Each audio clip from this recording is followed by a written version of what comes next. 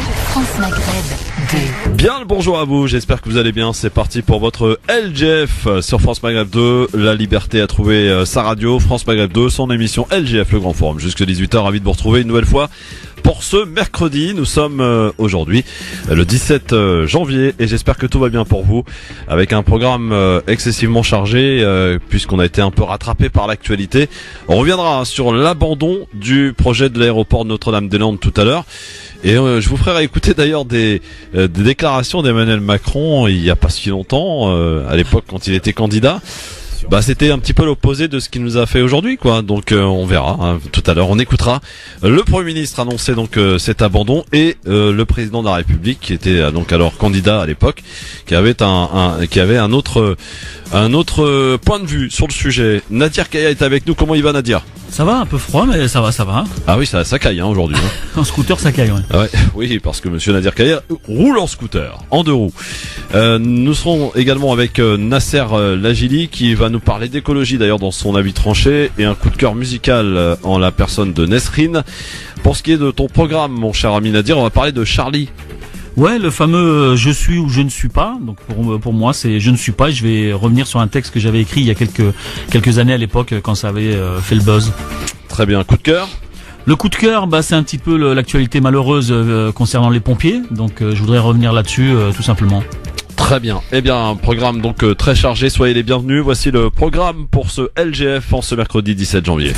Le Grand Forum avec Christophe Roux sur France Maghreb 2. Au programme de ce Grand Forum de ce mercredi, Palestine, un organe clé de l'OLP a voté lundi en faveur de la suspension de la reconnaissance d'Israël. Une mesure qui remettra en cause l'un des principes fondateurs de l'effort de paix déjà très mal en point avec les Israéliens. Les dirigeants palestiniens se prononcent pour une suspension de la reconnaissance d'Israël. On y revient dans un instant. Tunisie, 7 ans après la révolution, les jeunes Tunisiens rêvent de fuir leur pays. Comment expliquer un tel retour en arrière ? Et puis nous parlerons de la ville de Nice qui expérimente une nouvelle application israélienne qui va permettre aux citoyens témoins de délits de prévenir la police municipale en temps réel et en vidéo. Reporti, une appli pour que les citoyens se dénoncent entre eux. La question LGF du jour. L'actuel patron de Radio France est condamné à 1 an de prison avec sursis et 20 000 € d'amende pour des faits qui remontent à l'époque où il dirigeait l'INA. Condamné pour favoritisme.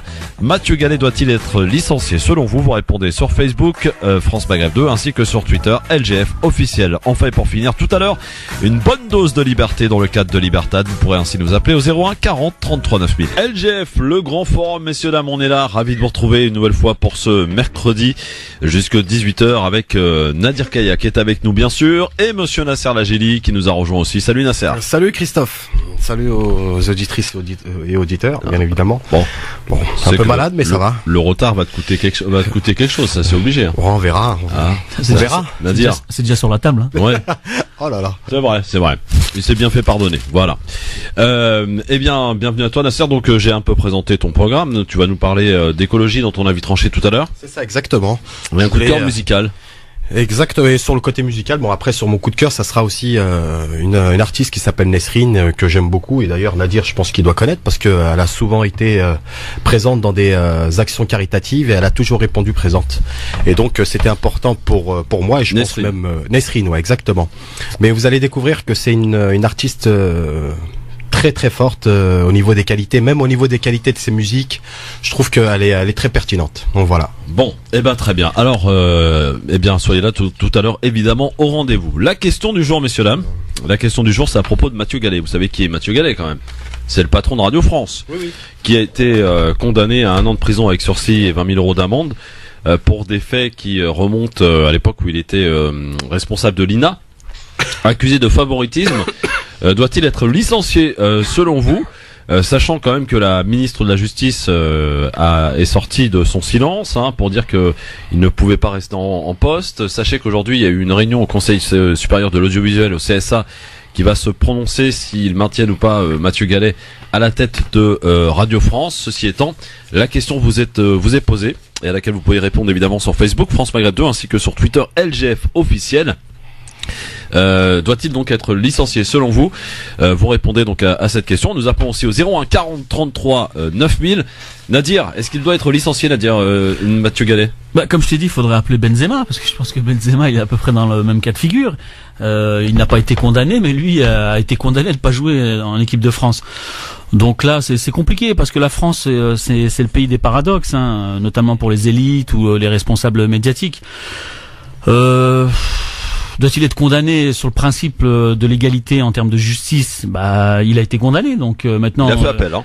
Il a fait appel, donc ouais. Dans la première, il a été condamné en première instance, donc maintenant c'est vrai que c'est au CSA et aux dirigeants de voir ce qu'il en est. Moi personnellement, je pense que tout le monde doit être considéré de la même façon. Donc si Benzema lui a déjà été condamné sans avoir été condamné par la justice, donc ne pas jouer en équipe de France, je pense que lui à son tour devrait également au moins démissionner par honneur. Il l'entend pas en tout cas, visiblement il entend se maintenir à son poste. Nasser, t'as le même point de vue? Moi j'ai le même point de vue, oui. Effectivement, moi je pense qu'il est condamné par la justice. C'est ça qu'il faut rappeler peut-être aux auditeurs et aux auditrices, c'est que c'est une personne qui a été condamnée par la justice lundi dernier.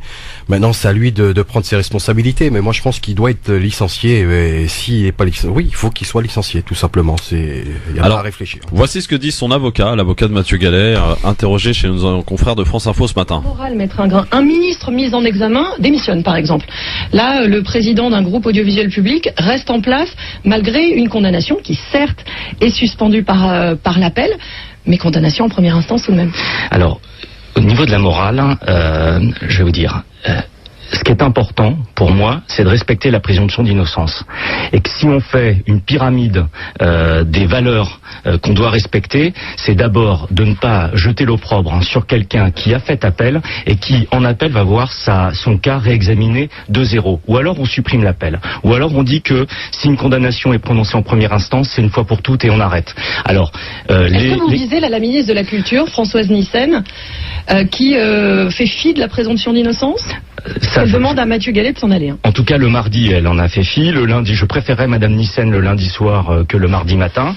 Que s'est-il passé entre les deux? Elle était assez bienveillante à l'égard de Mathieu Gallet lundi soir, beaucoup plus sévère le lendemain. Que s'est-il passé à votre avis? Je comptais un peu sur vous pour me le dire, parce que moi, je n'ai aucune information. Et généralement, sur ces sujets-là, vous êtes beaucoup mieux renseigné que moi. Mais est-ce que Mathieu Gallet a eu la ministre de la Culture au téléphone? Je n'en ai aucune idée, il me l'a pas dit. Et le président de la République? On en a encore moins parlé. Mais est-ce que vous pensez que la ministre de la Culture outrepasse ces droits-là? Je ne sais pas si elle outrepasse ses droits. Je sais qu'elle dit des choses qui sont fausses et qui sont d'ailleurs sanctionnées par la Cour de cassation. C'est-à-dire qu'on ne peut pas dire que quelqu'un est condamné alors qu'il a fait appel. On ne peut pas le dire. La Cour de cassation s'est prononcée à plusieurs reprises là-dessus. C'est une violation de la présomption d'innocence. Voilà l'avocat de Mathieu Gallet qui faisait référence donc à la sortie de la ministre de la Culture et non pas de la Justice comme j'ai dit tout à l'heure en me trompant. L'avocat qui veut qu'on respecte la présomption d'innocence. Nadir, c'est important de respecter la présomption d'innocence. Oui, mais ça c'est du pipeau. On sait très bien que pour les puissants, on le demande à chaque fois, et pour les faibles, ils n'ont pas les mêmes droits. On sait très bien qu'il y a une justice à deux vitesses. Et en plus, c'est toujours pareil quand tu vois les puissants, ils ont toujours que du sursis. Ils ont des grosses amendes, mais du sursis. Alors qu'un petit jeune en banlieue qui se fait arrêter pour X ou Y raison, lui, c'est souvent de l'enfermement tout de suite ou l'emprisonnement. Voilà, c'est une justice qui est inégalitaire. Après, je m'en fais pas. Hein. S'il doit payer les 20 000 euros, je pense qu'il sera en capacité de le payer. Mais bon, c'est des gens qui ont toujours du sursis, quoi. Oui. Bon, Nasser, pas d'autres. Qu'est-ce que je pourrais rajouter là-dessus? Je pense que tout a été dit. Nadir, il a bien soulevé les contraintes là-dessus. Et effectivement, moi, je considère qu'aujourd'hui, la présomption d'innocence, faut pas qu'elle soit à géométrie variable, surtout. En tout cas, vous votez sur Facebook France Maghreb 2 et sur Twitter, et une écrasante majorité pense qu'effectivement, Mathieu Gallet doit démissionner. Enfin, plutôt, il doit être licencié. Puisque vous êtes 94% à le penser sur Twitter, et sur Facebook c'est 86 de mémoire à penser qu'il doit être licencié. Donc continuez à voter. sur le Facebook France Maghreb 2, sur Twitter LGF officiel, et en nous appelant si vous le souhaitez pour donner votre avis au 01 40 33 9000. Alors on était un peu rattrapé par l'actualité aujourd'hui, on n'avait pas prévu d'en parler, mais on va en parler quand même parce que c'est important. L'exécutif français a dévoilé sa décision concernant le projet très controversé de l'aéroport de Notre-Dame-des-Landes. Le Premier ministre a confirmé que le projet est abandonné. C'était tout à l'heure, en tout début d'après-midi. Écoutez. La gravité des enjeux économiques que le pays traverse, la gravité des enjeux de sécurité qu'il connaît, exige que nous restions rassemblés sur nos priorités. Le projet de Notre-Dame-des-Landes sera donc abandonné. Cette décision est logique au regard de l'impasse dans laquelle se trouve ce dossier. 50 années d'hésitation n'ont jamais fait une évidence. Cette décision est sans ambiguïté. Les terres retrouveront leur vocation agricole. Contrairement à ce que propose le rapport, elles ne seront pas conservées pour réaliser ultérieurement le projet. Voilà, Édouard Philippe, le Premier ministre, donc, qui annonce tout à l'heure l'abandon du projet de Notre-Dame-des-Landes, de l'aéroport de Notre-Dame-des-Landes. Première réaction, Nadir ?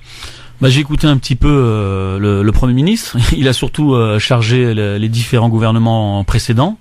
Il a rappelé l'historique. Rappeler surtout que certains gouvernements n'étaient pas en capacité de se prononcer, donc quelque part eux arrivent en bon sauveur, ils se prononcent, à la grande surprise de certains, parce qu'il y a eu quand même un vote, un référendum, oui. Un référendum, donc la plupart des gens étaient pour la construction de cet aéroport, donc là ils vont contre l'avis du référendum. Je pense qu'ils ont cédé à une certaine pression, notamment aux zadistes. Donc aujourd'hui, c'est une décision qui, pour peut-être les écologistes et les gens qui sont sensibles à cette problématique, vont être très contents. Mais d'un point de vue économique, après, c'est vrai qu'on peut se poser la question au vu des différents rapports et des différentes régions et villes concernées, comme Rennes et d'autres. Donc je pense que c'est un peu compliqué, quoi, d'ici de Paris d'avoir un point de vue. C'est surtout aux personnes qui sont là-bas qui attendaient beaucoup d'un point de vue économique. Mais bon, après, c'est vrai que c'est un dossier qui traîne depuis plus de 50 ans, quoi. Nasser ?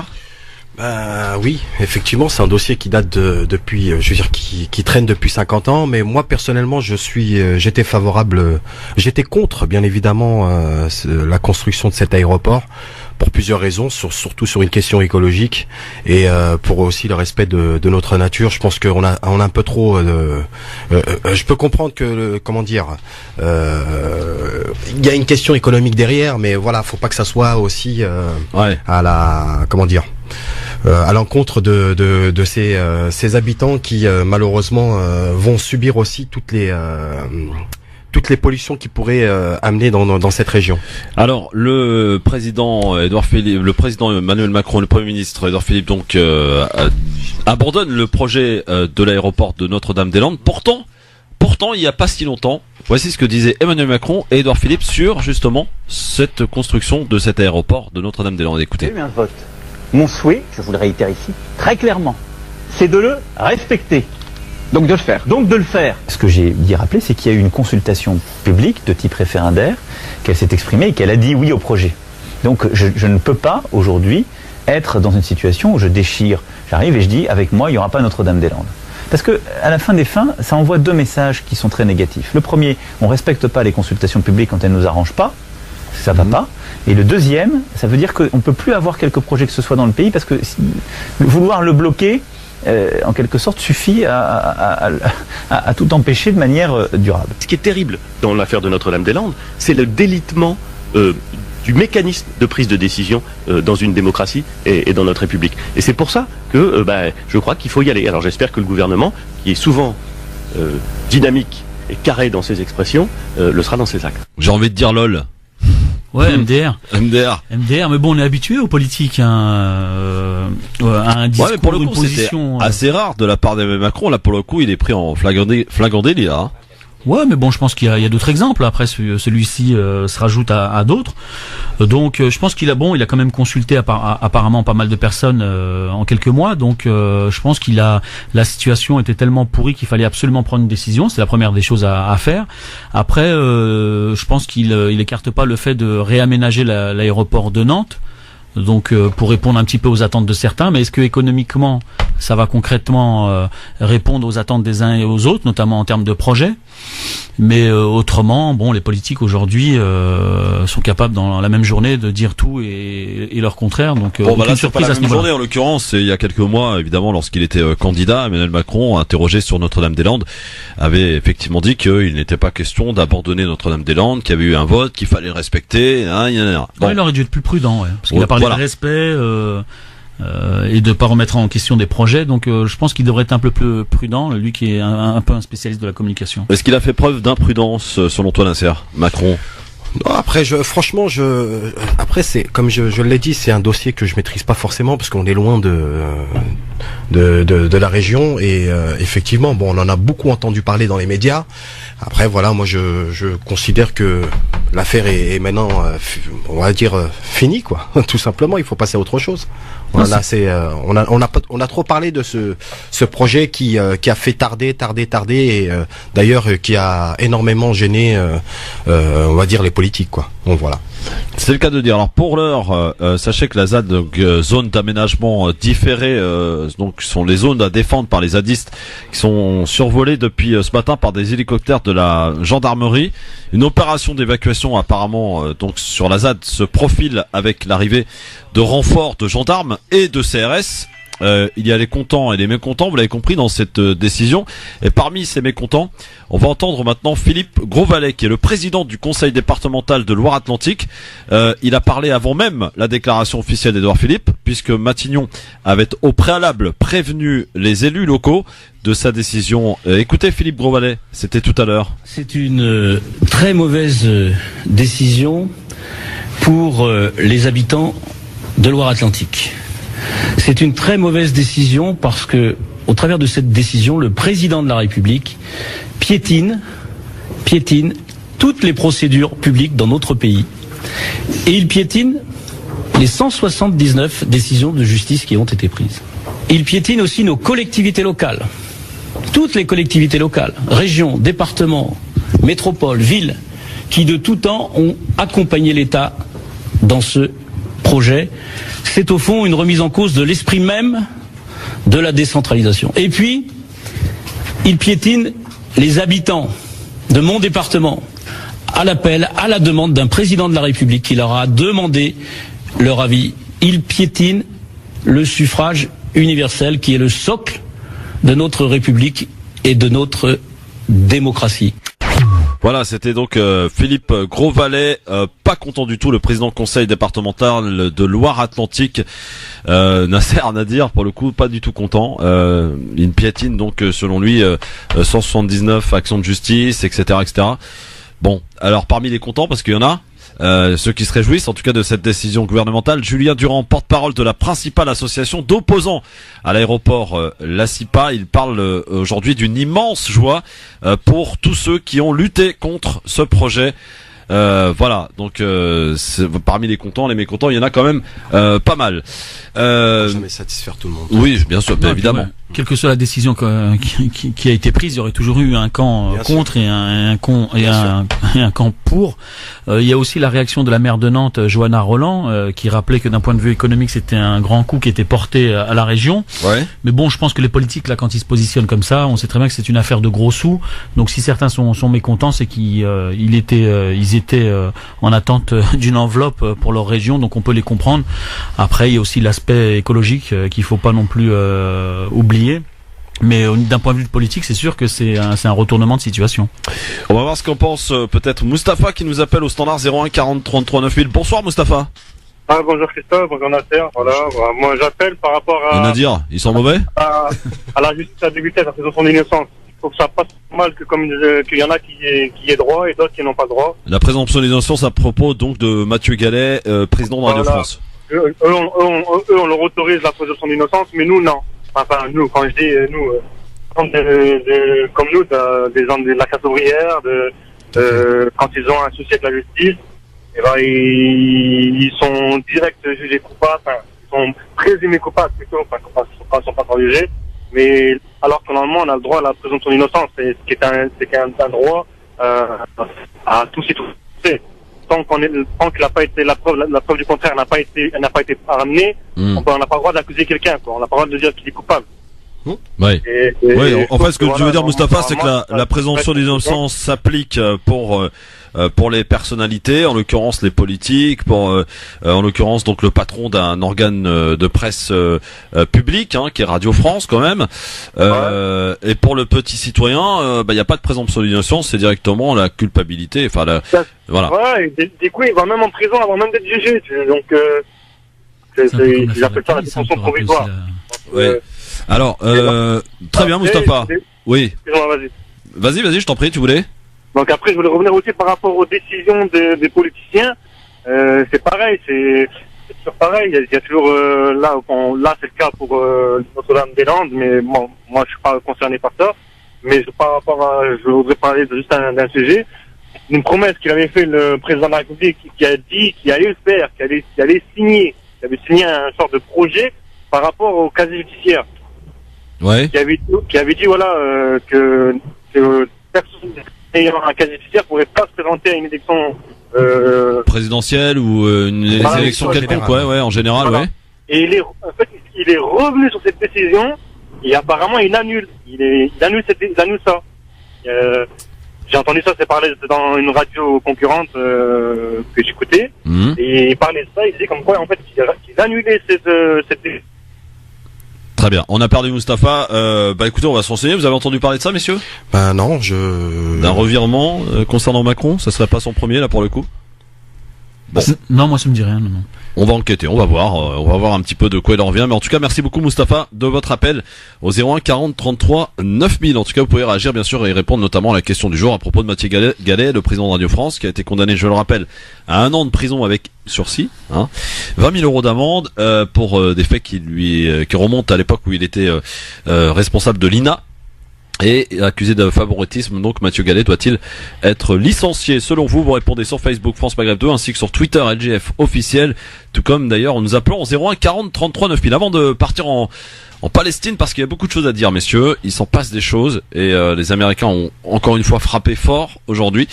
Allô, bonsoir. Allô? Oui, bonsoir. Bonsoir Christophe, bonjour à tes invités, c'est Mouloud. Bonsoir Mouloud. Bonsoir. Oui, j'interviens moi que de temps en temps, mais j'écoute tous les jours. C'est parfait, très bien Mouloud, bravo. Si tu le permets, moi je voulais réagir sur Notre-Dame-des-Landes. Oui. Moi je trouve que ça va être le premier sparadrap de Monsieur Macron. Parce que j'ai écouté pendant la campagne électorale où on l'a entendu tout à l'heure, où il était pour, mais je sais pas si vous êtes au courant, mais dans le gouvernement, il y avait Monsieur Philippe, le Premier ministre, qui était pour. Ouais.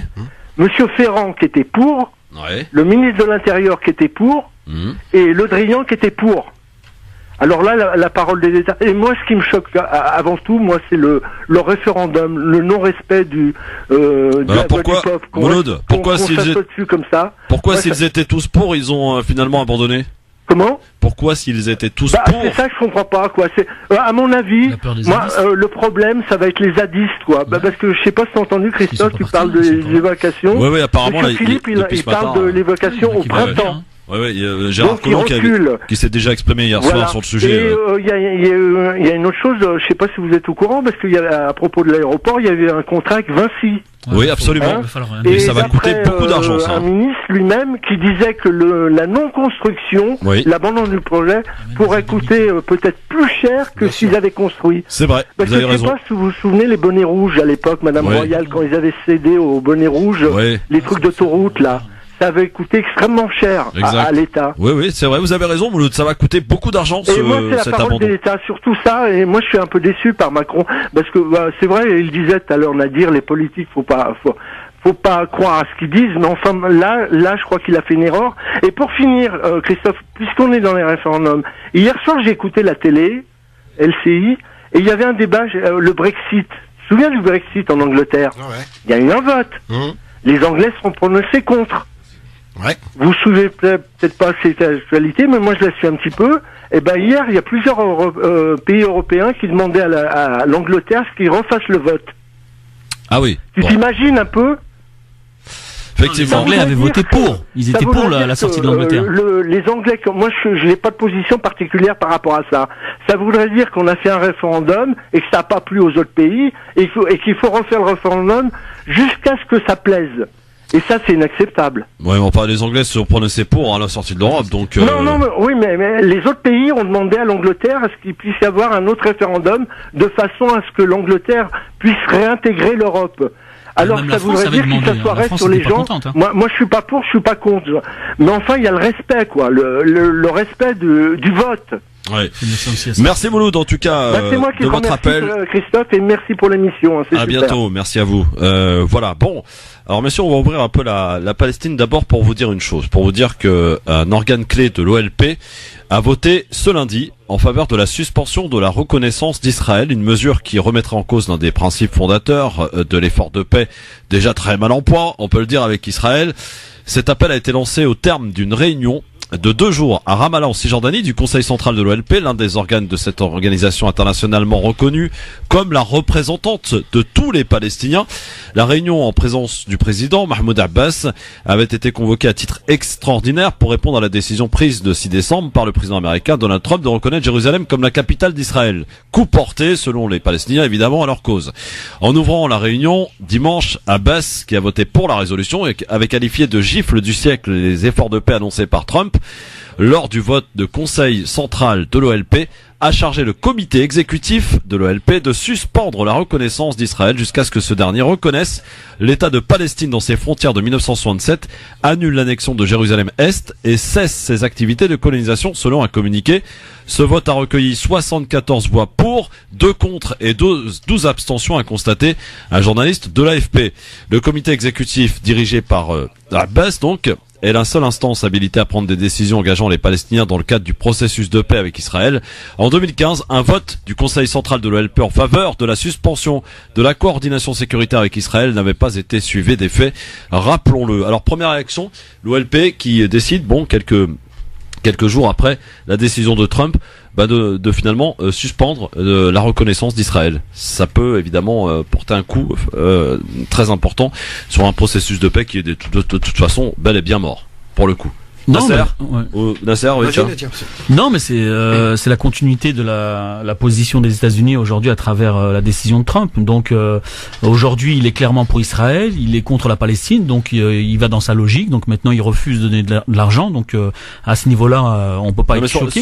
Sur le vote de l'OLP en tant que tel, qui vote en majorité pour suspendre la reconnaissance d'Israël. Donc en fait, on ne reconnaît plus Israël. Mais de toute façon, ça change rien, Christophe, parce que qu'on reconnaisse ou qu'on reconnaisse pas Israël, aujourd'hui, malheureusement, la situation elle est toujours la même. Donc, je pense que là, ce qu'ils sont en train de faire, c'est ridicule, parce que c'était pas à ce moment-là qu'il fallait faire ça. Là, malheureusement, on se retrouve dans une situation où le processus de paix. La décision de l'OLP est ridicule. Non, oui, je pense qu'il y a tout à refaire là, de toute façon. Ouais. Je pense que là, la situation, le conflit israélo-palestinien actuellement, il n'est plus, je veux dire, surtout les dirigeants de la Palestine, palestiniens aujourd'hui, n'ont plus de pouvoir, n'ont plus rien. Ça veut dire que finalement, personne les écoute. Même les pays arabes aujourd'hui, ils sont inexistants face à ce qui se passe aux décisions qui ont été prises par les États-Unis. Donc voilà, à un moment donné, si nous on n'est pas capable d'ailleurs de s'organiser, si nous on n'est pas capable d'avoir des membres des autorités palestiniennes, on va dire représentatifs de la Palestine, bon, voilà, on peut pas continuer de parler de paix, on peut pas parler de Jérusalem comme capitale où on va pas reconnaître Israël parce que on a décidé de nommer Jérusalem comme capitale d'Israël. Bon, pour moi tout ça, il y a pas de sens. Je pense qu'il y a un réel souci aujourd'hui qu'il faut aborder et qu'il faut à un moment donné mettre sur la table, c'est qui aujourd'hui est légitime d'être le président de la Palestine. Il n'y a pas eu d'élection depuis très longtemps. Aujourd'hui, les Palestiniens sont pris malheureusement en sandwich. Voilà, il y a personne qui peut les soutenir. L'ONU absent total depuis que Israël fait sa loi, depuis que Trump est arrivé. Donc Israël est renforcé dans sa politique qu'elle veut mener sur place. Donc maintenant nous on est responsables et on peut être que spectateurs de nos incompétences malheureusement. Alors on va parler justement de la petite gifle, une nouvelle gifle donc infligée par Donald Trump aux Palestiniens et en particulier aux enfants palestiniens au travers de cette aide réduite à l'UNRWA. On vous présentera et on vous dira un petit peu qu'est-ce que l'UNRWA et à quoi elle sert. À tout de suite avant de retrouver aussi notre ami Nizar X qui sera là aussi pour les coulisses du pouvoir. On va s'infiltrer comme tous les mercredis à l'Assemblée nationale et dans les ministères. À tout de suite. Merci d'être avec nous en direct sur le grand forum LGF jusqu'à 18h avec Nadir Kaya et avec Nasser Lajili qui sont avec nous bien sûr. Avant de retrouver notre infiltré à l'Assemblée nationale pour notre ami Nizar X avant le zapping, avant la vie tranchée de Nadir Kaya qui va nous parler dans un instant. Tu vas nous parler de quoi d'ailleurs? Ah oui, de Charlie. De Charlie. C'est pas Charlie, attends, c'est tendance. Nadir Kaya n'est pas Charlie. Eh bien, on parlait des Palestiniens et surtout de l'OLP qui a voté cette résolution, donc appelant à ne plus reconnaître, à suspendre la reconnaissance d'Israël.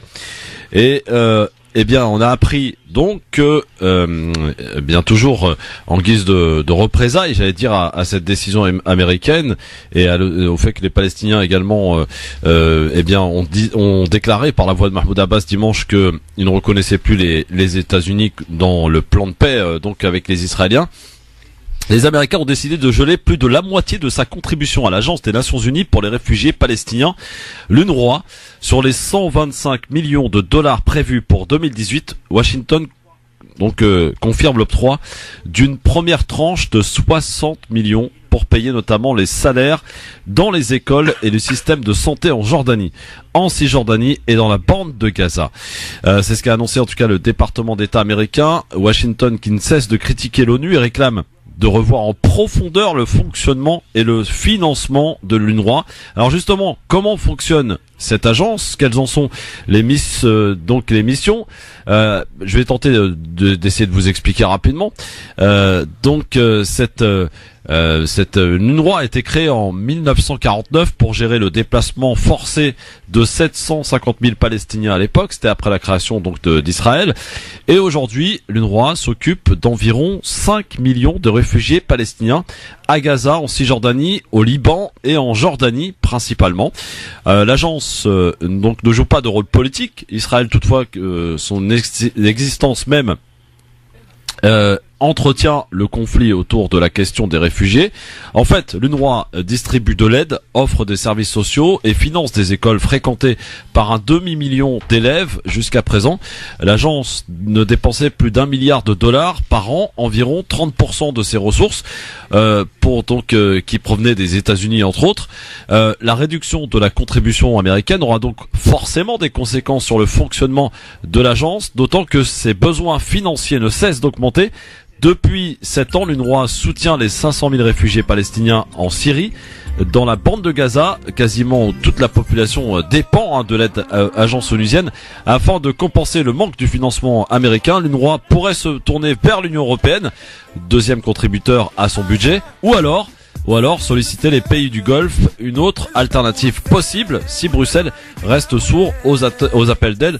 Là, on a quand même, en tout cas pour ce qui est des pays du Golfe, on peine à imaginer qu'ils viennent à aider l'UNRWA et les Palestiniens qui sont contre-fiches. Clairement, faut faire simple. C'est vraiment un coup dur pour les Palestiniens et surtout pour les enfants palestiniens, Nasser. Malheureusement, ouais. Malheureusement, c'est ceux qui vont subir le plus, quoi. Et ça, que rajouter de plus, malheureusement, à ce qui a été dit. Non, moi, dans cette histoire, ce qui me rend triste, c'est de savoir que ce peuple-là est colonisé depuis plus de 70 ans. Qui sont tués, massacrés, on leur vole les terres et puis quelque part on leur dit de pas crier trop fort en échange d'argent qui peut venir des États-Unis et de l'Europe. C'est aussi pour ça en fin de compte que ce conflit est compliqué parce qu'il y a aussi de l'argent. D'un côté, on demande aux Palestiniens de pas crier trop fort, on leur donne de l'argent pour compenser le fait qu'ils soient colonisés légalement par maintenant un pays qu'on appelle Israël. Donc c'est pour ça que cette situation est assez complexe et qu'il n'y aura pas d'issue et donc de paix, parce qu'on ne peut pas instaurer la paix quand il y a dès le départ une injustice historique. Donc à partir de là, c'est toujours les mêmes qui sont victimes de ces compositions politiques, donc notamment le peuple et surtout les enfants. Donc je pense que c'est encore un coup qui est porté et malheureusement ça ira jusqu'à terme. Oui, en tout cas, ça va avoir des conséquences comme on l'expliquait. On a tenté de l'expliquer, bien sûr, sur les Palestiniens, en particulier les réfugiés, la bande de Gaza, bien sûr. Et c'est absolument regrettable et consternant. D'ailleurs, Human Rights Watch qui a condamné formellement, avec force, avec vigueur, cette décision de Donald Trump des Américains. C'est que le début. C'est que le début. C'est que le début, parce que quand on regarde 60 millions, c'est une première tranche. Hein. Non, mais c'est surtout que là, la situation devient de plus en plus grave, Christophe, parce que quand on regarde la Palestine, ce qui se passe en Palestine, ce qui se passe en Syrie, ce qui se passe en Turquie, ce qui se passe dans tous les pays qui sont concernés, on regarde bien malheureusement que la situation va s'aggraver. On a un président comme Trump qui va pas du tout nous aider là-dessus, et on a aussi l'Union européenne qui est, on va dire, spectateur de ce qui se passe. Pas un mot depuis que Trump est arrivé et qu'il a fait des déclarations extraordinaires. Ce qui est triste dans tout ça, c'est que l'Union européenne, on n'a pas entendu un mot là-dessus, pas un mot. Et c'est là qu'on voit que, franchement, l'Union européenne commence à perdre de la crédibilité sur la politique internationale. Bon, ça fait un petit moment déjà. Oui, à l'époque, le général de Gaulle l'appelait le machin. Ça devient de plus en plus flagrant, malheureusement. Bon, eh bien, on pourra en parler évidemment avec vous au 01 40 33 9. Et je vous rappelle la question. Donc, Mathieu Gallet, président de Radio France, qui a été condamné à 1 an de prison avec sursis et 20 000 euros d'amende pour des faits qui remontent à l'époque où il était responsable de l'INA. Accusé de favoritisme, doit-il, selon vous, être licencié? Je rappelle quand même que le CSA s'est réuni et qu'ils doivent prendre une décision le concernant.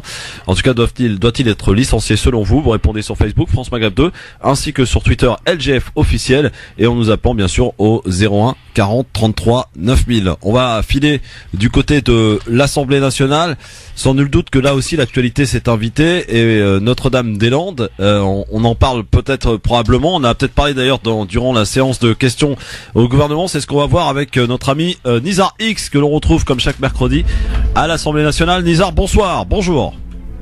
Bonjour Christophe, bonjour à tes invités. Bonjour. Alors Nizar, dis donc, première réaction, est-ce que Notre-Dame-des-Landes s'est invité à la séance de questions au gouvernement là? Ah oui, beaucoup. C'est un sujet évidemment suite à la décision qui a été prise. Donc il y a eu quasiment à peu près sur 14 questions, je crois qu'il y en a eu 6. Ah oui, quand même. Bon, alors quelle est un peu la tendance des différents groupes alors? Qui sont les contents, les mécontents? La tendance, c'est plutôt effectivement donc la France Insoumise qui a applaudi des deux mains, qui a félicité le Premier ministre, même le Premier ministre a rigolé, il les a un peu calmés en leur disant j'espère ne pas vous décevoir très bientôt, mais en tout cas,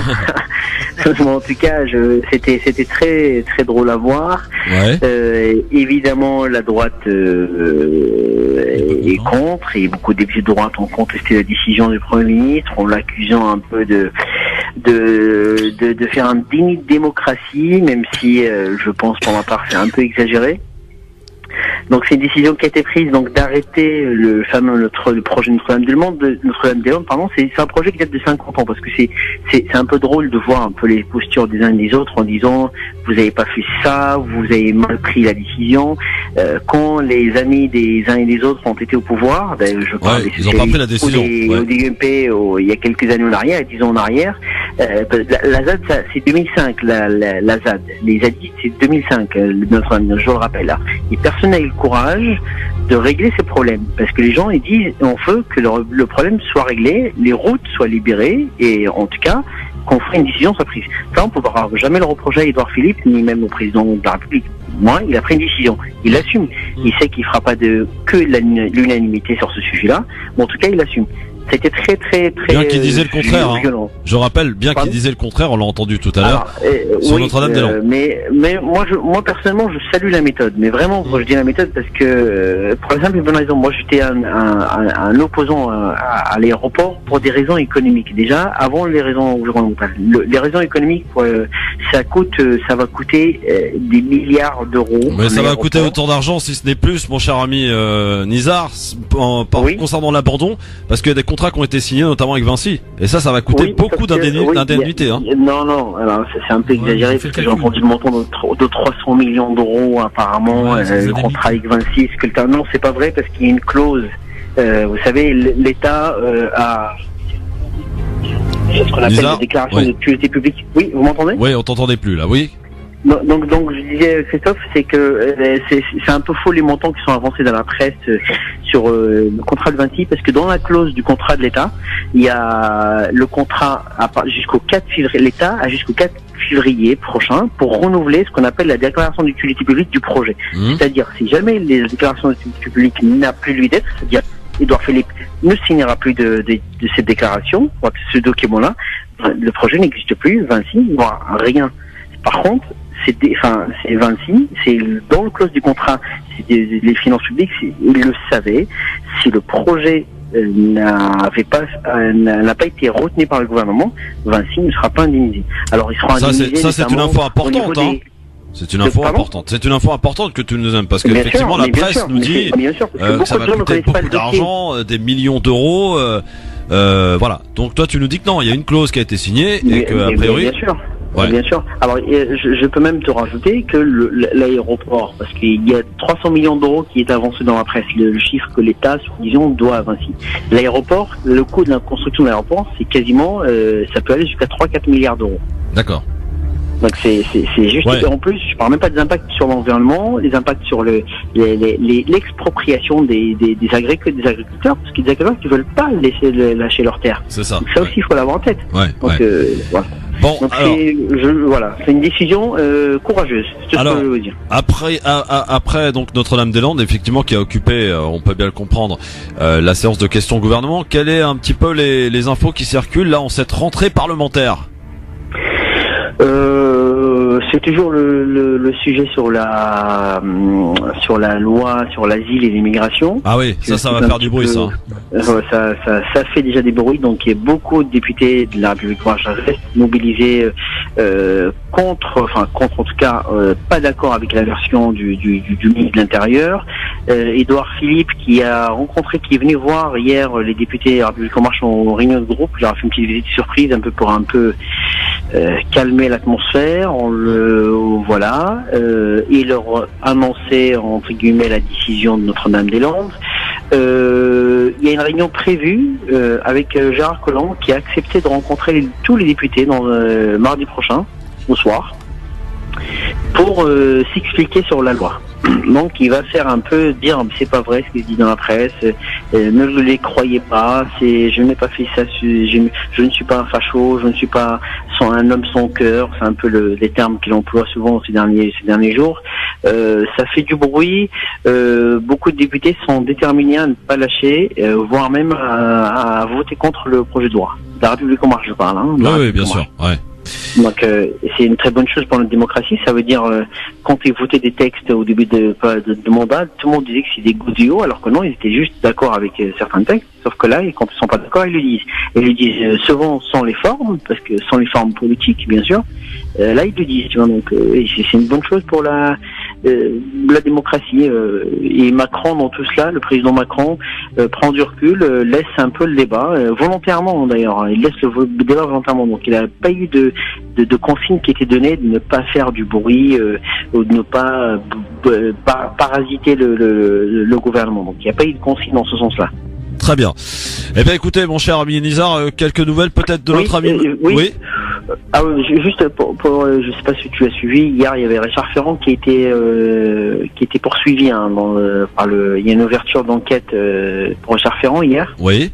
Je sais pas si tu as regardé, donc l'affaire Ferrand, le président du groupe La République en marche, donc continue, parce que beaucoup de gens se disent ah oui, il a encore des problèmes de justice. Non, c'est juste la suite logique à la plainte qu'une association avait déposée. Je sais pas si tu connais l'association Anticorps, qui est très très présente notamment contre la corruption des élus. Donc c'est une plainte qui a été déposée à l'époque quand on avait appris le contenu de l'affaire Richard Ferrand. Donc là, il va être convoqué. Il y a une enquête qui a été ouverte. Donc il est très mal, même à l'intérieur du groupe La République en marche. Il est très mal, Richard Ferrand. C'est ce que tu nous dis, Nizar, cet après-midi. Oui. Bon, affaire à suivre, j'ai envie de dire. On aura peut-être d'autres infos et d'autres nouvelles la semaine prochaine, Nizar. Manuel Valls, toujours absent?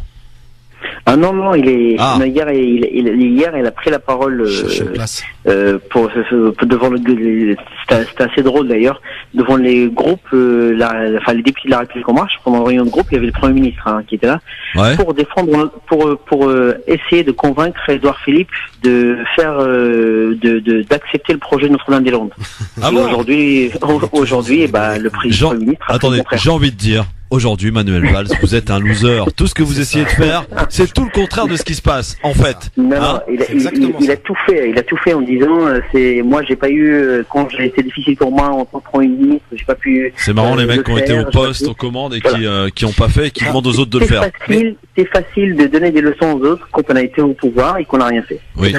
Nasser? Ouais, il y a quelque chose qui a été dit tout à l'heure. Ouais. Effectivement, sur l'affaire de Notre-Dame-des-Landes, c'est qu'aujourd'hui, nous avons eu tous les représentants politiques de n'importe quelle tendance, que ça soit de droite comme de gauche, ils ont été au pouvoir, ils n'ont pas mis en place l'aéroport de Notre-Dame-des-Landes. Donc chacun est responsable de ce qui se passe aujourd'hui. C'est tout. Voilà. Très bien. Merci Nizar en tout cas, et la semaine prochaine évidemment. À bientôt. À la semaine prochaine pour les coulisses du pouvoir sur France Maghreb 2. Bien sûr, merci d'être avec nous en direct sur France Maghreb 2. C'est là que ça se passe pour le grand forum avec monsieur Nadir Kaya et monsieur Nazer Lajili qui est là. Et justement, on va passer à notre première avis tranché, si vous le voulez bien, messieurs. Et j'appelle pour ce faire monsieur Nadir Kaya pour son premier avis tranché. Ah non, c'est pas ça. Jingle, on y va.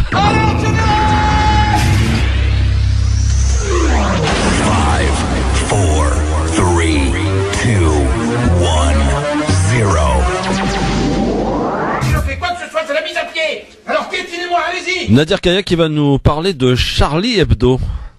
Ouais, je vais revenir sur un petit texte que j'avais écrit à l'époque sur le « Je ne suis pas Charlie ».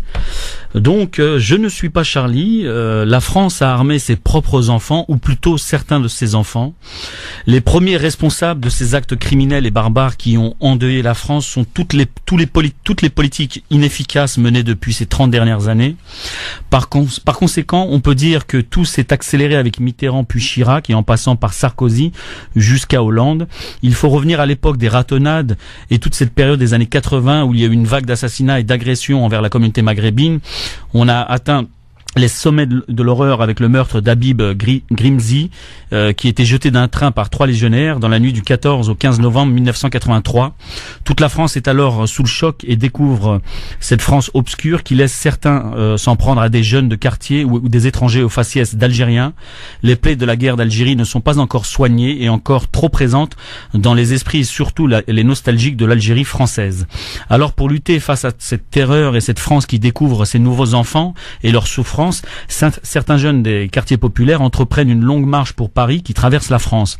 Elle a pour nom la marche pour l'égalité et la justice et comme objectif principal de dénoncer ces actes racistes mais surtout d'unir tous les Français face à cette menace républicaine. Malheureusement, Mitterrand n'a pas voulu entendre ces premiers cris du cœur. Il a laissé le soin à certains politiciens comme Julien Drey, entre autres, de détourner, d'étouffer ce premier élan citoyen d'ampleur nationale venu des quartiers populaires.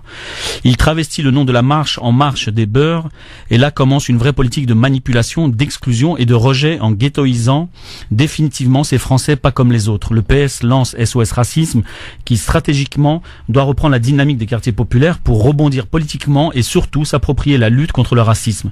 Et cela sans chercher à répondre aux vraies questions de l'époque et de cette jeunesse désemparée. Fin des années 80, la drogue apparaît dans les quartiers et vient comme une malédiction s'ajouter au mal-être de cette jeunesse enclavée par des murs mais également par le mépris des politiques et le regard sombre des médias. Chirac sera aussi l'héritier de cette classe politique qui ignorera tous les appels au dialogue venus des quartiers. Sarkozy, lui, accélérera cette fracture en se jouant des différences que le temps aura enrichi et entretenu. Il mettra en place une vraie politique d'exclusion et ajoutera un aspect communautaire que la France ne connaissait pas réellement. Il opposera les Français les uns contre les autres, fera comprendre que les quartiers et les étrangers sont une partie responsable de notre crise économique et du malheur de la France.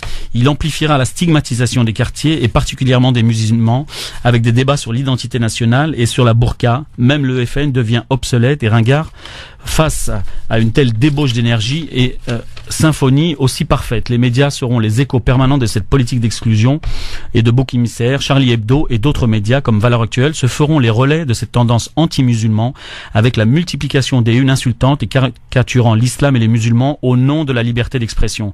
Alors que d'autres comme Dieudonné seront invités par la justice à s'expliquer. La banalisation du racisme anti-musulman sera incarnée par des chroniqueurs et des éditorialistes comme Éric Zemmour qui auront le champ libre pour diluer leur haine de l'étranger et surtout du musulman. La zémorisation des esprits est alors en marche. Le 7 janvier 2015, la France est renvoyée à son passé et à toutes ces violences imposées par nos gouvernants à l'égard d'une minorité de Français pas assez français à leurs yeux. Ils ont nourri la radicalisation de certains de nos enfants en les jetant dans un premier temps et en les insultant dans un dernier temps. L'abbé Pierre disait « L'intégrisme est un refuge pour la misère parce qu'il offre un sursaut d'espérance à ceux qui n'ont rien. Que leur malheur disparaisse et l'intégrisme perdra ses troupes. Je ne suis pas Charlie et je reste humain face à la barbarie et à la responsabilité de nos politiques sur nos petites vies. » Voilà. Merci Nadir Kaya, c'était l'avis tranché. Je ne suis pas Charlie, donc de Nadir Kaya. Tiens Nasser, petite réaction peut-être ? Non, mais effectivement, bon après, on peut ne pas être Charlie et être Charlie. Moi personnellement, effectivement, je suis pas admirateur du tout du journal Charlie Hebdo. Après, je suis pour la liberté d'expression, mais pour moi, Charlie Hebdo fait un humour de lâche. Donc, voilà, je l'ai toujours dit, et voilà, il y a d'autres manières peut-être de faire de l'humour, et je pense que là-dessus, eux, ils ont beaucoup à travailler là-dessus.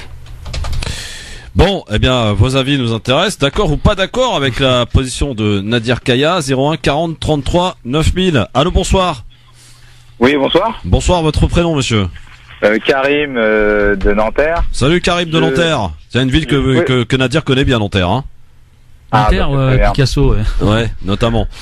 Karim, d'accord ou pas d'accord avec Nadir? Absolument pas d'accord. Pourquoi pas d'accord, Karim?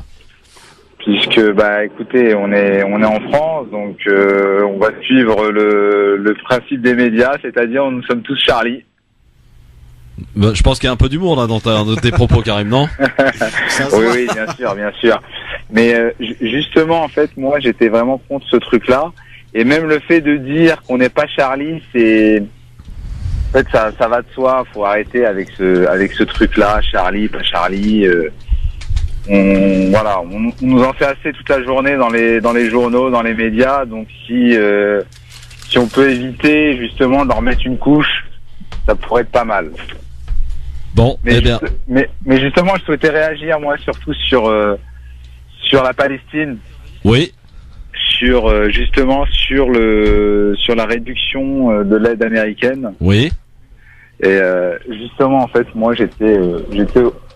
en fait, je comprenais pas pourquoi on s'offusquait de la réduction de cette aide. Bien au contraire, si on a un gouvernement américain qui est contre les Palestiniens, visiblement, on n'a pas justement à accepter une aide de leur part.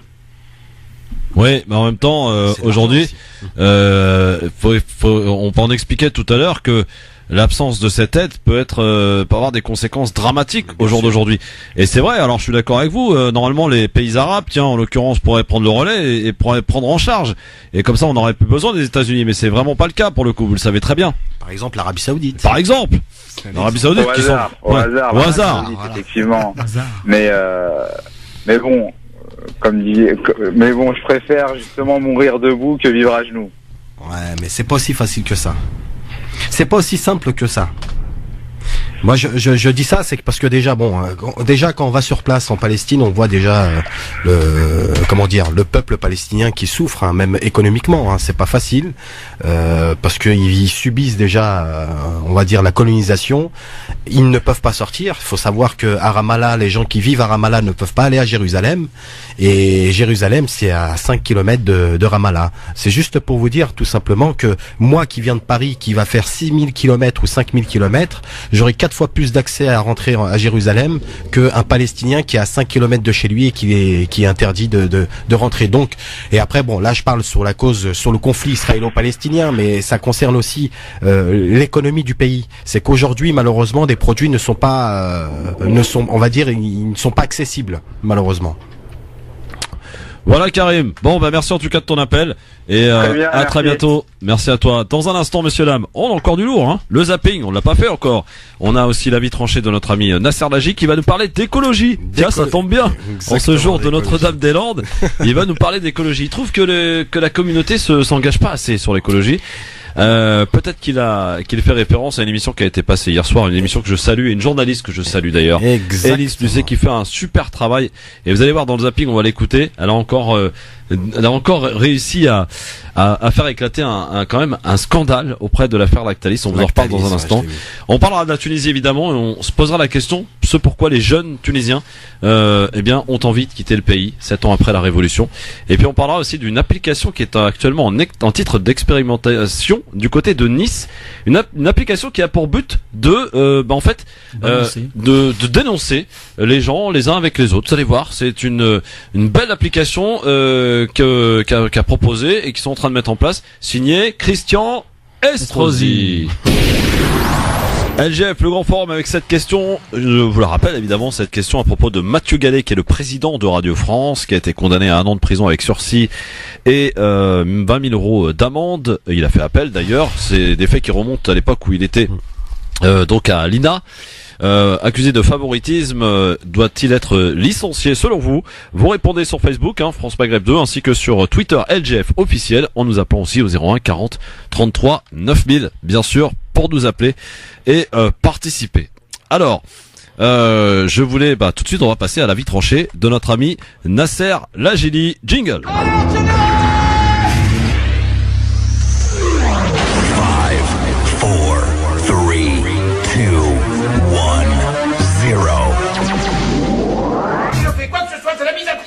Alors piétinez-moi, allez-y. Nasser Lajili qui va nous parler d'écologie, Nasser. C'est ça, exactement. Parce qu'il se trouve qu'hier soir, j'ai vu sur France 2 l'émission d'Élise Lucet, Cache Investigation, d'ailleurs que je recommande à tous nos auditeurs et auditrices d'aller voir en replay. J'ai beau être conscient depuis longtemps de l'urgence écologique et de l'urgence climatique, j'ai été encore sidéré par le niveau de l'énormité du scandale et du crime écologique et généralisé montré par cette émission remarquable. On parle beaucoup de changement climatique et on a raison. Il faut le faire parce que c'est une réalité incontestable, quoi qu'en disent Trump et quelques autres malfaisants, mais malheureusement ce n'est pas la seule menace qui pèse sur nous et surtout sur nos enfants. Loin de là d'ailleurs. Il y a aussi l'empoisonnement progressif généralisé de toutes nos ressources vitales, de la biodiversité animale et végétale, de l'eau, de l'air, du sol terrestre, des mers.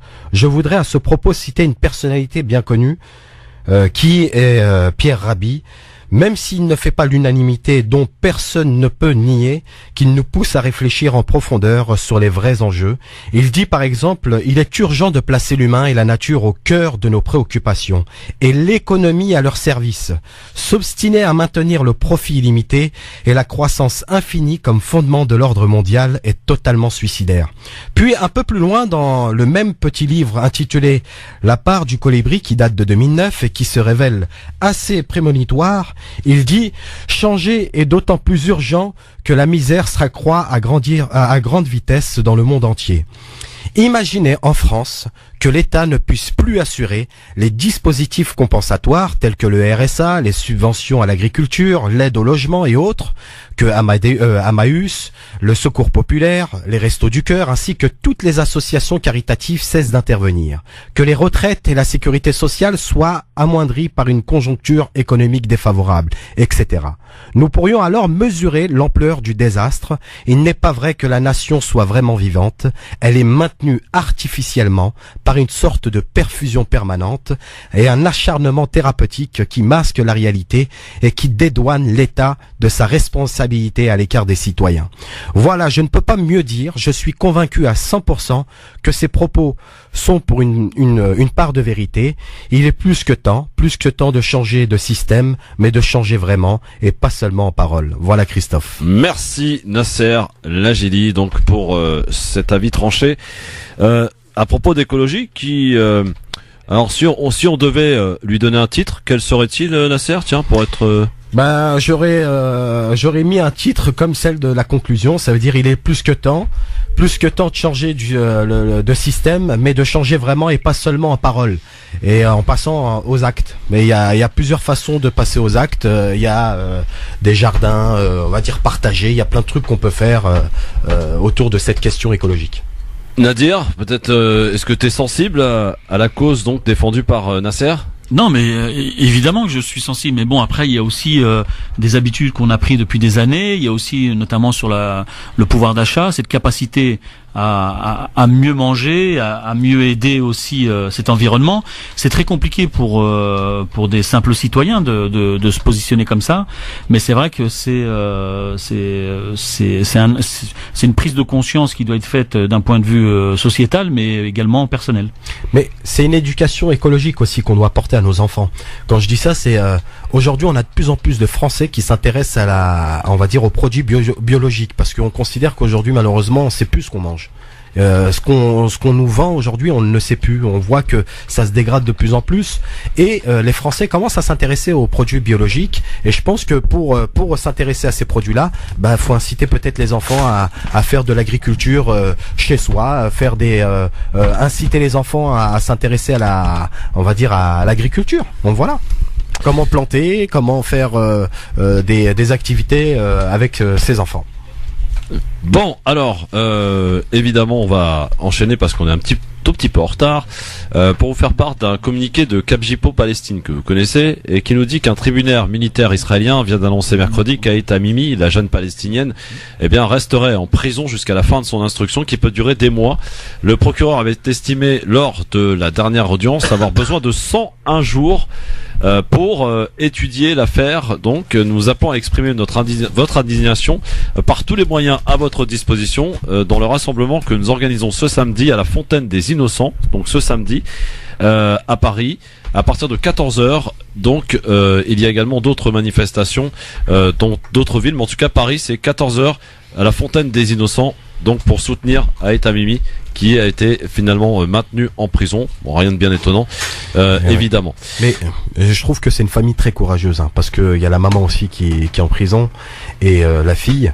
Et aujourd'hui, elle est devenue un symbole, on va dire, en Palestine et même dans le monde entier, quoi. Donc voilà, je suis impressionné sur cette famille. Ouais, absolument. Alors, on va partir maintenant, si vous voulez bien, messieurs, en Tunisie, parce que effectivement, il se passe des choses quand même assez incroyables. Pour tenter de répondre au moins à cette question, plus qu'alarmante, tout d'abord des chiffres. En 2017, plus de 5000 Tunisiens ont immigré clandestinement vers l'Europe. C'est 5 fois plus qu'en 2016. C'est du jamais vu de l'après-révolution depuis 2011. En cause, probablement, le coût de la vie, le taux de chômage qui atteint 30% chez les jeunes, le manque d'accès aux services de base, autant de facteurs qui poussent les plus diplômés comme les plus démunis à fuir par la mer, car il reste très compliqué d'obtenir un visa. 7 ans après la chute donc de Zine al Abidine Ben Ali, la révolution a déçu, comme le racontent de nombreux observateurs. Pourquoi, messieurs, ce retour en arrière selon vous? Pourtant la Tunisie qui était en avance et qui était à la pointe dans bien des domaines, et les Tunisiens avaient du travail, avaient à manger, ce qui n'est plus le cas aujourd'hui. Alors c'est vrai que la révolution n'a que 7 ans, certes, mais aujourd'hui on s'aperçoit que la jeunesse tunisienne prend tous les risques, comme beaucoup de gens issus de pays pauvres, pour quitter et tenter de rejoindre l'Eldorado, enfin en tout cas c'est ce qu'ils croient, de l'Europe. Pourquoi ces Tunisiens, ces jeunes Tunisiens cherchent-ils à partir? Nasser? Pourquoi? Après, il faut peut-être analyser aussi ce qui se passe sur place. Est-ce qu'il faut peut-être rappeler que en Tunisie, un jeune sur 3 est au chômage, et que aujourd'hui, on a vu ces derniers mois l'augmentation de la TVA. Voilà, il y a plein de trucs en Tunisie qui ne fonctionnent pas. Donc, il y a eu plusieurs gouvernements en place entre 2011 et 2017. Aujourd'hui, on a un peuple qui dit que malheureusement les choses n'ont pas évolué, n'ont pas changé, et que voilà. Après, je pense qu'aussi la dernière fois qu'on avait fait une émission, il y avait un auditeur qui avait appelé et qui disait: mais ces jeunes maghrébins qui vivent en Tunisie, en Algérie ou au Maroc devraient rester chez eux et développer des projets chez eux et de faire en sorte que l'économie de leur pays fonctionne. Mais si on leur donne pas les moyens, comment on veut faire fonctionner l'économie dans ce pays? Aujourd'hui, la Tunisie, c'était une des villes, je veux dire un des pays, on va dire, jusqu'à maintenant d'ailleurs, les étudiants, on a énormément d'étudiants qui sont assez diplômés au niveau de la jeunesse, et malheureusement, on se sert pas de ces qualités, de ces compétences. Ces jeunes-là, nombre de Tunisiens qui sont en France pour continuer leurs études. Et malheureusement, le problème, c'est que dès qu'ils terminent leurs études en France, ils vont se retrouver en Tunisie et vont se retrouver au chômage. Comment voulez-vous que ces jeunes restent dans un pays où on leur donne pas le droit de vivre correctement? Comment voulez-vous que ces jeunes aujourd'hui trouvent le plaisir de vivre et de voir leur famille souffrir dans des situations difficiles? Voilà, il y a toutes ces questions-là qu'il faut aussi prendre en considération. Et je pense qu'on a une jeunesse qui est en attente de beaucoup de choses. Et ça, on peut pas le négliger, on peut pas l'esquiver. Nadir, sur la Tunisie, ça peut aussi concerner. Je sais qu'on en parlait aussi pour les Algériens. Ouais, c'est propre au Maghreb, c'est propre au pays du Maghreb. Bon, contrairement à l'Algérie a des ressources, mais ça n'empêche aussi que la jeunesse est dans le désespoir, parce que beaucoup de jeunes, comme en Tunisie, qui sont diplômés, voire très diplômés, ne trouvent pas d'emploi. C'est aussi une réalité. Pour le coup, les diplômés étaient très présents, à l'époque, avant la Révolution en tout cas. Bien sûr. Ils avaient du travail. On voyait quand même qu'il y avait un travail de fait concernant l'éducation notamment. Oui, et puis on sait que globalement pour ces pays-là, en général, il y a le problème de la fuite des cerveaux. Après, la jeunesse tunisienne, elle est comme, je pense, la plupart des jeunesses du Maghreb. Elle aspire à une vie qui est beaucoup inspirée de ce que beaucoup de gens vivent ici en France ou en Italie, dans des pays européens. Donc il y a ce fantasme de croire que on serait mieux ailleurs, ce qui est possible d'un certain point de vue. Mais c'est vrai qu'à un moment donné, les dirigeants tunisiens et maghrébins de façon générale devraient se poser cette question et cette capacité de se remettre en question pour utiliser les compétences de cette jeunesse et du peuple pour amener à déboucher des économies qui soient durables. Et ça c'est un vrai problème dans les pays du Maghreb, et notamment pour la Tunisie, parce que je sais que la source principale de revenus c'est le tourisme, et qu'elle a payé un petit peu l'histoire des attentats. Donc aujourd'hui elle a du mal à se remettre en route. Parce que c'est un pays qui est aussi limité au niveau de ses ressources, et c'est très compliqué pour la jeunesse immédiatement de pouvoir répondre à leurs besoins et leurs attentes. Rapidement, en un mot, messieurs, est-ce que le pouvoir politique, le gouvernement, le président, toute la classe politique tunisienne est à la hauteur, selon toi, Nasser? Non, c'est là qu'on voit que, on va dire excuse-moi, je peux pas dire ça en un mot parce que c'est compliqué, mais il faut peut-être rappeler aussi que le pays souffrait d'une politique. Donc on a des gens qui n'ont pas du tout d'expérience politique en Tunisie. Quand je dis pas d'expérience, je dénigre pas les partis politiques, mais tout simplement le pouvoir n'est pas aussi facile qu'on le pense, et ça c'est je pense que là on peut constater que la situation en Tunisie est révélateur de ce qui se passe. Donc voilà, et ça je pense que c'est un travail qui va être assez long, et qu'il faudra peut-être se pencher. Alors le zapping maintenant, avant de passer à notre dernier sujet, et surtout à vos coups de cœur, messieurs.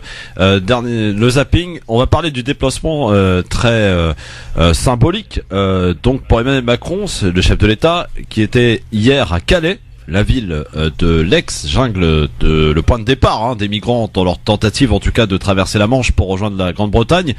Une visite très symbolique, puisque destinée à expliquer les orientations de la politique d'asile et d'immigration de la France, un exercice de pédagogie, comme l'on dit, dans lequel le président s'est voulu très ferme, en rappelant notamment le principe du texte qui doit être présenté dans les prochaines semaines, celui de l'ordre républicain, un ordre qui s'impose à tous. C'est ce qu'il a voulu rappeler, écoutez. Tout est fait pour que le passage illégal vers le Royaume-Uni ne soit pas possible. Calais n'est pas une porte d'entrée dérobée vers l'Angleterre. J'appelle ici toutes les associations à la responsabilité. Lorsque des associations encouragent ces femmes et ces hommes à rester là, à s'installer dans l'illégalité, voire à passer clandestinement de l'autre côté de la frontière, elles prennent une responsabilité immense. Jamais elles n'auront l'État à leur côté. Nous allons le prendre à notre charge, de manière organisée, avec des points mobiles, sans tolérer aucune installation de campement illicite, et en incitant tous ceux qui sont prêts à financer cette prestation, à contribuer à son financement dans le cadre organisé par l'État et avec l'État. Voilà, Emmanuel Macron donc hier à Calais, une position qui risque de crisper encore plus les relations entre l'État et les associations pour le coup. Nadir, ta réaction sur Emmanuel Macron, son coup de com' hier à Calais? Autant j'apprécie son franc-parler, sa façon de faire lors de certaines opérations, mais quand je vois l'opération communication qu'il a faite hier, notamment en prenant la place, la vedette un petit peu à toutes ces associations anonymes qui font un travail extraordinaire, parce que je sais de quoi je parle en tant que président d'association et qui menons des maraudes, et je peux imaginer un peu la difficulté la problématique qu'il y a sur place à subvenir aux besoins élémentaires de ces personnes qui sont dans la détresse la plus totale. Et quand je vois qu'il arrive, qu'il serre des mains et qui se fait passer pour celui qui va régler les problèmes sans s'appuyer sur les associations qui sont sur place, sans les mettre non plus en avant, ça me désole parce que c'est de la vraie communication politique. Donc il est dans le même jeu que ses prédécesseurs.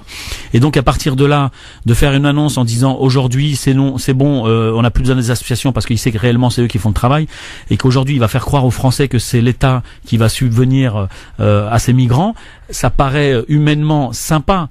Mais sur le terrain, ça va résoudre rien du tout, parce que c'est vrai que la plupart des gens qui sont sur place ne souhaitent qu'une chose, c'est partir de la France pour aller vivre en Angleterre. Ils ne veulent pas vivre en France. Après, comme disait Nasser dans une discussion en off, d'avoir utilisé le terme jungle, c'est honteux, parce que quand on évoque le terme jungle, ça nous fait penser tout de suite à des animaux. Donc ça, c'est honteux de reprendre ce terme-là. C'est vrai que des fois, moi le premier, bêtement, on reprend une sémantique qui est mise en place par les médias. Dans les médias. Moi-même, je l'ai utilisé tout à l'heure. Voilà, donc je pense que des fois, il faut être vigilant. Il faut parler d'hommes et de femmes qui vivent une tragédie, et je rappellerai pour tous les auditeurs que cette tragédie, elle est en partie due à l'intervention politique de la France et de beaucoup de pays dits développés, qui déstabilisent des pays qui le sont moins, et qui dépouillent ces pays, et qui fait qu'aujourd'hui ils ont cette situation-là. Donc s'ils veulent vraiment résoudre le problème, qui passe par l'origine de ces problèmes, et qui viennent pas faire des coups de com' comme ça en faisant croire aux Français qu'ils vont tout régler parce qu'aujourd'hui c'est Macron qui va faire lui-même ses maraudes. Ça, j'y crois pas trop.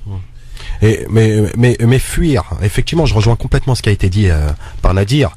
Voilà, utiliser le terme jungle exactement pour nommer d'ailleurs un endroit où il y avait des êtres humains dedans, et qui subissaient les pires, on va dire, moments de leur vie. Je trouve que ça, c'est quand même scandaleux, et éviter de travailler avec les associations concernées qui ont fait un travail remarquable sur le terrain, c'est de fuir ses responsabilités. Donc les seules personnes qui peuvent aujourd'hui donner un point de vue, on va dire, correct et on va dire positif, je pense que c'est que l'ensemble des associations qui sont sur place qui peuvent nous donner on va dire des points nécessaires pour évoluer et faire évoluer la situation de ces migrants. Alors, juste pour terminer ce zapping, un petit tour du côté de Cache Investigation, qui était diffusé hier soir sur France 2. Élise Lucet et ses équipes ont tenté de comprendre que j'ai adoré. Oui. Que j'ai adoré. Oui. Pourquoi donc Lactalis, qui réalise chaque année plusieurs milliards de chiffre d'affaires, ne dépose pas ses comptes au tribunal de commerce comme la loi l'exige, une loi qui donne même au pouvoir à ce tribunal d'exiger le dépôt de ses comptes. France 2 a donc enquêté sur le tribunal de commerce de Laval, dont dépend le siège de Lactalis, et a découvert que le vice-président de ce tribunal est en fait un haut cadre de chez Lactalis. Ça ne s'invente pas, écoutez. En étudiant la composition du tribunal de commerce de Laval, on est tombé sur un détail intéressant. Au poste de vice-président du tribunal, un certain Michel Pellier. Comme tous les membres du tribunal, ce monsieur est juge bénévole. Dans la vie, il a un autre métier, cadre dirigeant chez Lactalis. Oups. Il est même membre du conseil d'administration de BSA, une holding basée en Belgique et qui gère la richesse familiale des patrons de Lactalis. On résume. Le tribunal, à qui l'on demande la publication des comptes de Lactalis, a pour vice-président un haut cadre de Lactalis, proche de la famille Beignet. Gênant ? Apparemment. Est-ce que c'est un lien avec Monsieur Pellier, qui est dans votre tribunal, qui est vice-président ? Parce qu'il est aussi un haut cadre de Lactalis. Oui, bonne journée, mais vous avez oublié de répondre à la question. Étourdi, va. Incroyable, hein, quand même, cette révélation d'Élise Lucet. Du magazine Cache Investigation, un très très bon magazine d'ailleurs que je conseille vraiment à tout le monde. Nadir, il y a conflit d'intérêts là pour le coup, dites donc. Ça me paraît évident. Après, c'est vrai qu'il n'y a plus rien de surprenant parce qu'il y a eu tellement de reportages où on voit des élites comme ça qui magouillent, mais de façon ouverte comme ça, et qui s'en cachent même plus parce que bon, je pense que Lactalis depuis le temps aurait dû être prudent. Donc pour eux, ça paraît tout à fait normal parce que ils sont pas condamnés, on leur reproche rien. Donc c'est des combines qui subsistent parce qu'on laisse faire et parce qu'il y a une certaine passivité des politiques, mais aussi sûrement de la justice parce que c'est tellement flagrant qu'on se dit mais comment c'est possible? Ah bah oui, c'est possible, ça continue et je pense qu'il y a encore d'autres cas en France similaires à celui-ci. Nasser, t'as regardé l'émission, t'as kiffé? J'ai regardé l'émission, j'ai kiffé. Je trouve, franchement, je la trouve remarquable, Élise Lucet, exactement. Et j'invite franchement les auditeurs et les auditrices à regarder le replay de Cache Investigation. D'ailleurs, il y a eu des perquisitions dans les différents sièges de Lactalis aujourd'hui. C'est bizarre qu'au lendemain de Cache Investigation, il y a toujours des perquisitions. Eh bah oui. Donc elle fouille, Élise Lucet. Tiens, rapidement pour terminer, dernier sujet que je souhaitais vous évoquer. Je voulais vous parler donc d'une expérimentation qui peut poser bien des questions puisque la ville de Nice expérimente une nouvelle application israélienne qui va permettre aux citoyens témoins de délits de prévenir la police municipale en temps réel et en vidéo.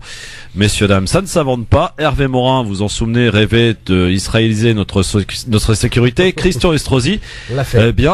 Le maire de Nice a en effet lancé dans sa ville une application qui qualifie de révolutionnaire développée en Israël, comme je le disais tout à l'heure, par la start-up de l'ancien Premier ministre Ehud Barak.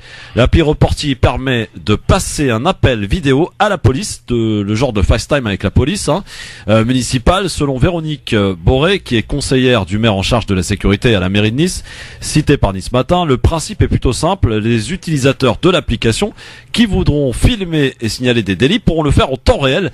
La vidéo apparaît à l'écran avant même que l'opérateur ne prenne l'appel, et en plus il y a une géolocalisation, résume Serge Macera, qui est le directeur des systèmes informatiques de la ville. Mais l'application Reporti ne risque-t-elle pas de provoquer des débordements? Plusieurs polémiques ont éclaté. D'ores et déjà à Nice, le syndicat de défense des policiers municipaux craint que des citoyens ne se sentent investis d'une mission, explique le président Cédric Michel, qui pense que des Niçois pourraient bien, avec cette application, traquer le délit ou l'incitant et s'exposer à des situations quelque peu dangereuses. Surtout, le syndicat estime que ce n'est pas là le rôle de la population de jouer à la police. Il n'est jamais bon de déléguer un service public ou de sécurité à des citoyens. Nous estimons que la constatation des infractions doit uniquement relever de la police et que la sécurité doit rester entre les mains de professionnels, explique Cédric Michel à Nice Matin. L'opposition municipale, elle, notamment socialiste, dénonce quant à une démarche contestable sur le fond et inadmissible sur la forme, qui ressemble à l'organisation d'un processus de délation généralisée, alors qu'il faut le rappeler, Nice est en plus de France la plus vidéosurveillée avec pas moins de 950 caméras, messieurs. Alors, c'est un gros coup de com' de Christian Estrosi pour le coup, là, cette application. Qu'est-ce qu'on en fait? On l'expérimente, on la jette à la poubelle, on en fait quoi? Alors, là, franchement, déjà, ça montre tout simplement l'inefficacité des caméras de surveillance qu'il a pu mettre dans sa commune. 950, hein. Voilà, 950. C'est la commune où il y a le plus de caméras de surveillance. Donc, on constate qu'aujourd'hui, Estrosi, d'ailleurs, j'aimerais bien que cette même application soit utilisée quand il y a des bavures policières. Elle s'appelle Reporti, R-E-P-O-R-T-Y. Mais j'espère qu'elle va servir quand il va y avoir aussi des bavures policières, parce qu'il faudra dénoncer aussi ça.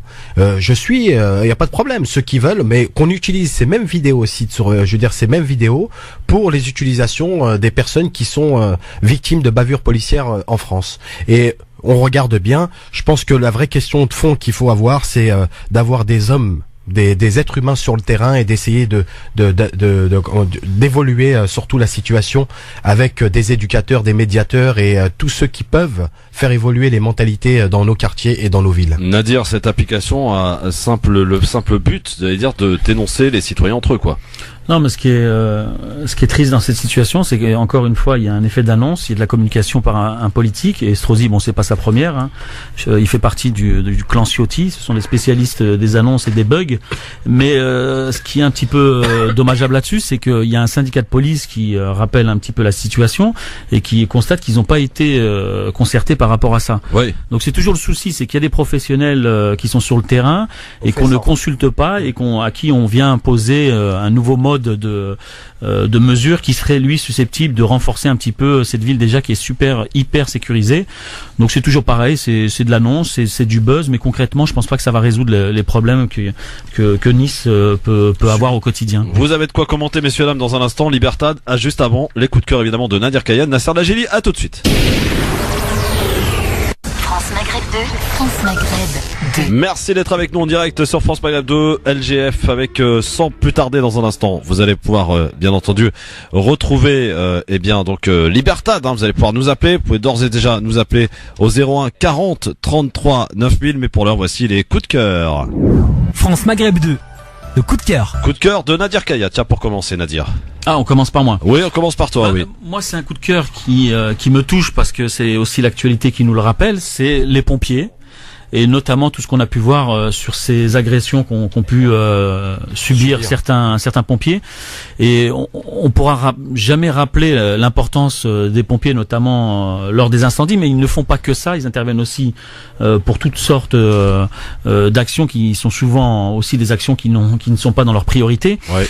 Donc moi j'aimerais que les parents qui peuvent nous entendre et qui sont pour certains les parents de ces enfants, parce que c'est souvent des jeunes, on les connaît dans les quartiers, on sait très bien comment ça fonctionne, qui s'amusent à les caillasser sous prétexte que ce seraient des représentants de l'État, un peu comme les policiers. Ce sont des gens qui viennent porter secours à des personnes qui sont souvent en difficulté, et notamment aussi dans les incendies. Moi étant jeune, dans mon bâtiment, qui était un bâtiment assez grand, on a souvent eu des incendies, et je me souviendrai toujours de ces pompiers qui venaient frapper à nos portes et qui venaient nous secourir quand il y avait des incendies.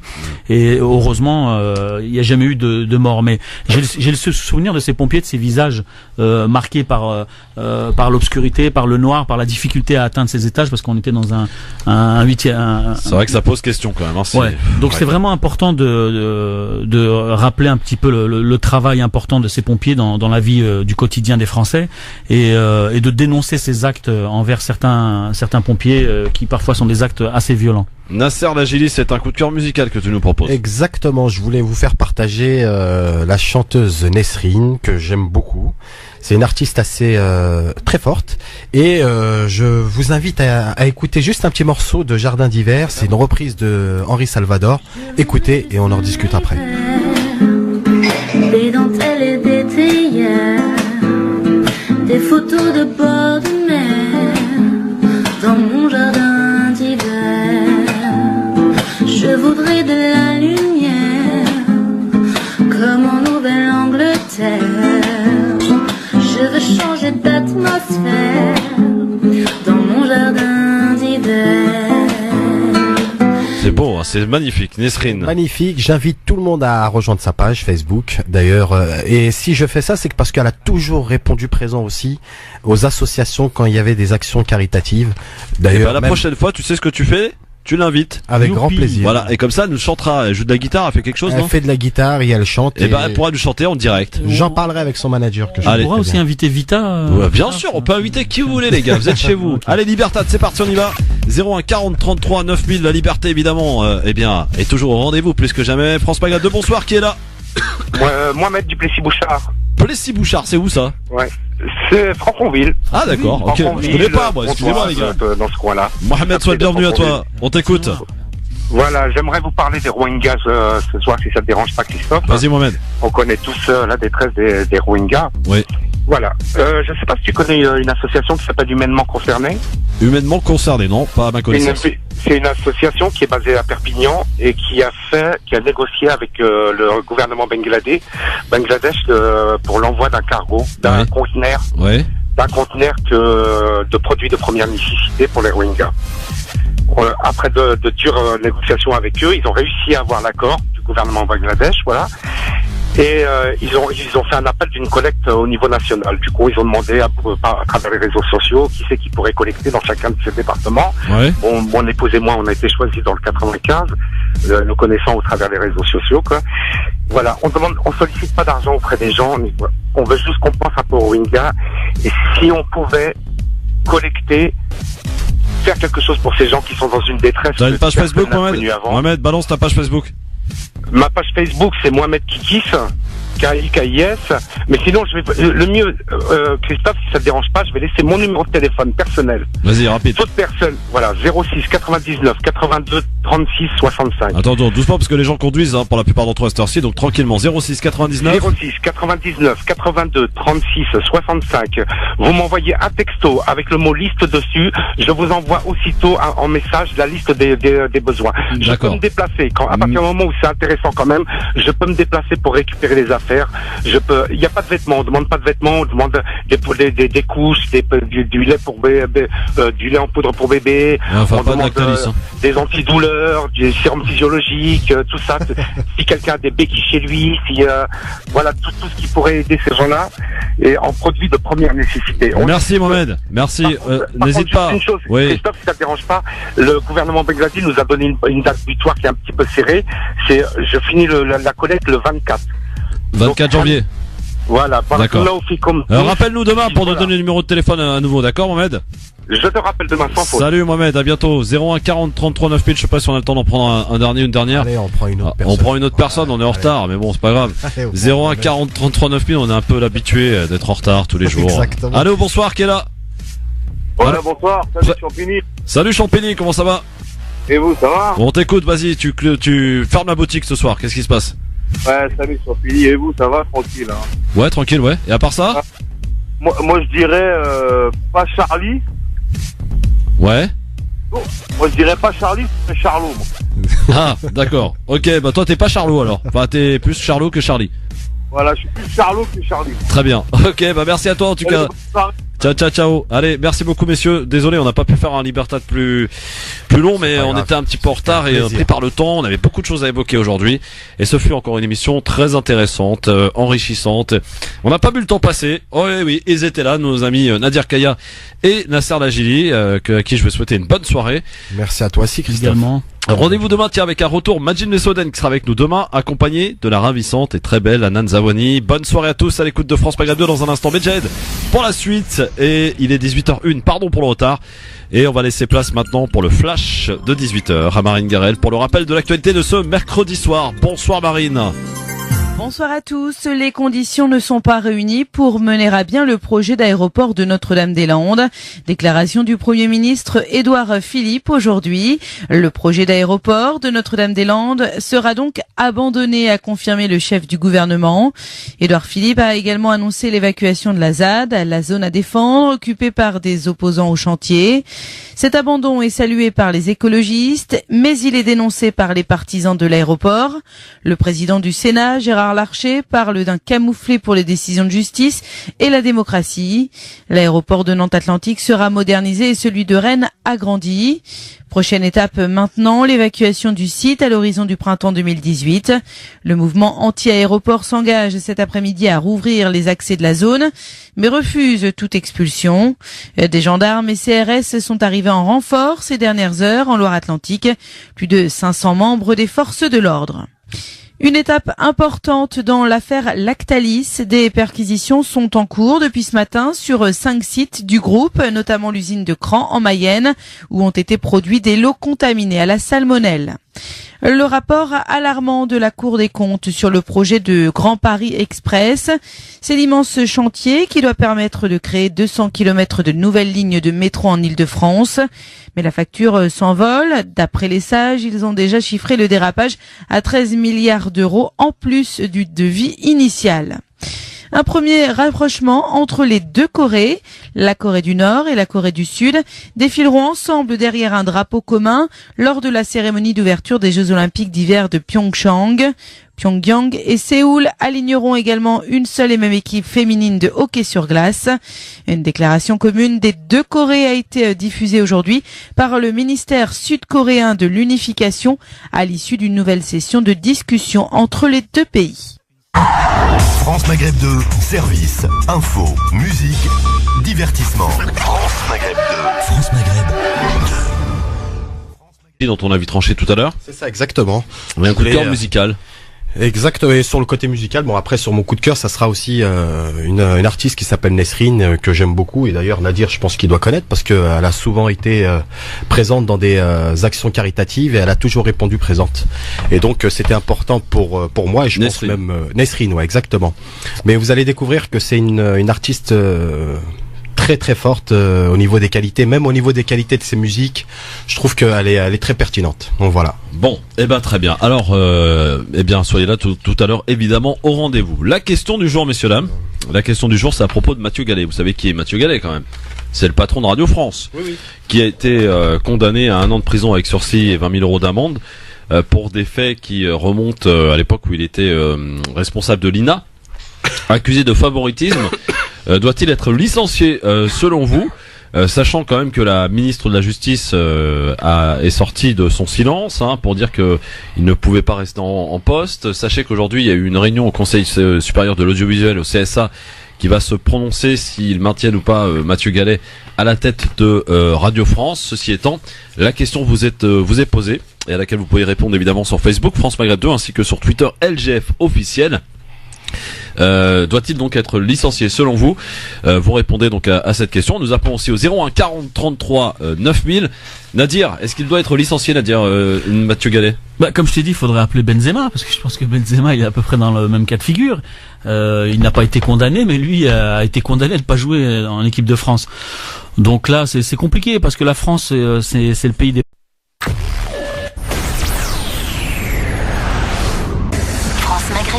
France Maghreb 2. Bien le bonjour à vous, j'espère que vous allez bien. C'est parti pour votre LGF sur France Maghreb 2. La liberté a trouvé sa radio, France Maghreb 2, son émission LGF, le Grand Forum. Jusque 18h, ravi de vous retrouver une nouvelle fois pour ce mercredi. Nous sommes aujourd'hui le 17 janvier et j'espère que tout va bien pour vous, avec un programme excessivement chargé puisqu'on a été un peu rattrapé par l'actualité. On reviendra sur l'abandon du projet de l'aéroport de Notre-Dame-des-Landes tout à l'heure. Et je vous ferai écouter d'ailleurs des déclarations d'Emmanuel Macron il y a pas si longtemps, à l'époque quand il était candidat. C'était un petit peu l'opposé de ce qu'il nous a fait aujourd'hui, quoi. Donc on verra tout à l'heure. On écoutera le Premier ministre annoncer donc cet abandon et le président de la République qui était donc alors candidat à l'époque, qui avait un autre point de vue sur le sujet. Nadir Kaya est avec nous. Comment il va, Nadir? Ça va, un peu froid, mais ça va. Ah oui, ça caille aujourd'hui. En scooter, ça caille, ouais. Ouais, oui, parce que monsieur Nadir Kaya roule en scooter, en 2 roues. Nous serons également avec Nasser Lajili qui va nous parler d'écologie d'ailleurs dans son avis tranché, et un coup de cœur musical en la personne de Nesrine. Pour ce qui est de ton programme, mon cher ami Nadir, on va parler de Charlie. Ouais, le fameux je suis ou je ne suis pas. Donc pour moi c'est je ne suis pas, et je vais revenir sur un texte que j'avais écrit il y a quelques années à l'époque quand ça avait fait le buzz. Très bien, coup de cœur. Le coup de cœur, c'est un petit peu l'actualité malheureuse concernant les pompiers. Donc je voudrais revenir là-dessus tout simplement. Très bien. Eh bien, un programme donc très chargé. Soyez les bienvenus. Voici le programme pour ce LGF. Paradoxe, notamment pour les élites ou les responsables médiatiques. Doit-il être condamné sur le principe de l'égalité en termes de justice? Il a été condamné, donc maintenant. Il a fait appel, Il a fait appel, donc ouais. Dans la première, il a été condamné en première instance, donc maintenant c'est vrai que c'est au CSA et aux dirigeants de voir ce qu'il en est. Moi personnellement, je pense que tout le monde doit être considéré de la même façon. Donc si Benzema lui a déjà été condamné sans avoir été condamné par la justice, donc ne pas jouer en équipe de France, je pense que lui à son tour devrait également au moins démissionner par honneur. Il l'entend pas en tout cas, visiblement il entend se maintenir à son poste. Nasser, t'as le même point de vue? Moi j'ai le même point de vue, oui. Effectivement, moi je pense qu'il est condamné par la justice. C'est ça qu'il faut rappeler peut-être aux auditeurs et aux auditrices, c'est que c'est une personne qui a été condamnée par la justice lundi dernier. Maintenant c'est à lui de prendre ses responsabilités, mais moi je pense qu'il doit être licencié, et s'il n'est pas licencié, oui, il faut qu'il soit licencié tout simplement. Il y a pas à réfléchir. Voici ce que dit son avocat, l'avocat de Mathieu Gallet, interrogé chez nos confrères de France Info ce matin. Moral, mettre un ministre mis en examen démissionne par exemple. Là, le président d'un groupe audiovisuel public reste en place malgré une condamnation qui certes est suspendue par l'appel, mais condamnation en première instance tout de même. Alors, au niveau de la morale, je vais vous dire, ce qui est important pour moi, c'est de respecter la présomption d'innocence. Et que si on fait une pyramide des valeurs qu'on doit respecter, c'est d'abord de ne pas jeter l'opprobre sur quelqu'un qui a fait appel et qui, en appel, va voir son cas réexaminé de zéro. Ou alors on supprime l'appel. Ou alors on dit que si une condamnation est prononcée en première instance, c'est une... Ce mercredi 17 janvier. Le Grand Forum avec Christophe Roux sur France Maghreb 2. Au programme de ce Grand Forum de ce mercredi, Palestine, un organe clé de l'OLP a voté lundi en faveur de la suspension de la reconnaissance d'Israël. Une mesure qui remettra en cause l'un des principes fondateurs de l'effort de paix déjà très mal en point avec les Israéliens. Les dirigeants palestiniens se prononcent pour une suspension de la reconnaissance d'Israël. On y revient dans un instant. Tunisie, 7 ans après la révolution, les jeunes Tunisiens rêvent de fuir leur pays. Comment expliquer un tel retour en arrière? Et puis nous parlerons de la ville de Nice qui expérimente une nouvelle application israélienne qui va permettre aux citoyens témoins de délits de prévenir la police municipale en temps réel et en vidéo. Reporti, une appli pour que les citoyens se dénoncent entre eux. La question LGF du jour. L'actuel patron de Radio France est condamné à un an de prison avec sursis et 20 000 € d'amende pour des faits qui remontent à l'époque où il dirigeait l'INA. Condamné pour favoritisme. Mathieu Gallet doit-il être licencié selon vous? Vous répondez sur Facebook, France Maghreb 2, ainsi que sur Twitter, LGF officiel. Enfin et pour finir, tout à l'heure, une bonne dose de liberté dans le cadre de Libertad. Vous pourrez ainsi nous appeler au 01 40 33 9000. LGF, le grand forum, messieurs dames, on est là, ravi de vous retrouver une nouvelle fois pour ce mercredi jusque 18h avec Nadir Kaya qui est avec nous bien sûr et monsieur Nasser Lagili qui nous a rejoint aussi. Salut Nasser. Salut Christophe. Salut aux auditrices et auditeurs, bien évidemment. Bon, un peu malade, mais ça va. Le retard va te coûter quelque chose, ça c'est obligé. Hein. On verra. On verra. Nadir. C'est déjà sur la table. Hein. Ouais. Oh là là. C'est vrai. Il s'est bien fait pardonner. Voilà. Eh bien, bienvenue à toi Nasser. Donc j'ai un peu présenté ton programme. Tu vas nous parler d'écologie. Quoi pour tout et on arrête.